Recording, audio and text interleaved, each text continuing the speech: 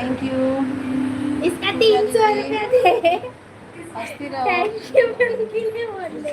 देखो पूजा दीदी ऐसी होती है, बोल रही है कि मेरे को 300 रुपया दे, वो मेहंदी लगाने का 300 रुपया बर्थडे का दे। कपड़ा लूंगी जीन्स एक। हाँ अभी दीदी पैसा नहीं क्या तेरे को, बड़ा ये तो एक कुर्ती तो ली बस 150 का 200 का। एक जीन्स तो चाहिए ना भाई। कॉलेज चालू हो रहा है मेरा।